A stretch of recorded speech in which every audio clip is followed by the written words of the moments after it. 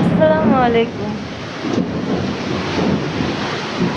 আল্লাহর রহমতে শিলাবৃষ্টি আসার পর দিন থেকে তার আগেও মোটামুটি ঠান্ডা ছিল, কিন্তু শিলাবৃষ্টি আসার পর থেকে যে এরকম ঠান্ডা পড়লো, বিড়ালটা অনেক বেশি রিল্যাক্স থাকে, সুস্থ থাকে আলহামদুলিল্লাহ। আশা করি অন্যান্য বিড়ালগুলো সুস্থ আছে।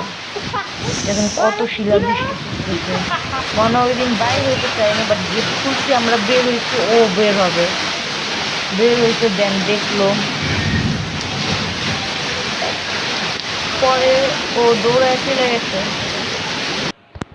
আপু ওরা জোর করে নিয়ে গেছিল না, তা আপুর না ধরে খেলতেছিল।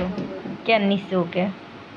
ও ঠান্ডা লাগতেছিল অনেক, বাইরে থেকে আসছে, আর প্রচুর ঠান্ডা হয়েছে ওই দিন, কম্বলের নিচে ছিলাম আমরা। যাই হোক, ওই দিনের পর তো অনেক ঠান্ডা ছিল, আমরা একটু পরের দিন বের হইলাম, অনেক ভালো লাগলো।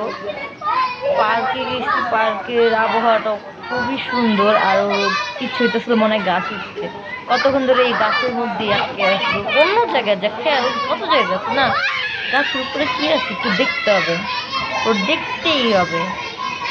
কি রে, গাছের উপরে কি আছে? না, এখানে কিছু আছে, আমার তো দেখতে হবে, দেখতে হবে না মনে হয়? হ্যাঁ, দেখতে হবে।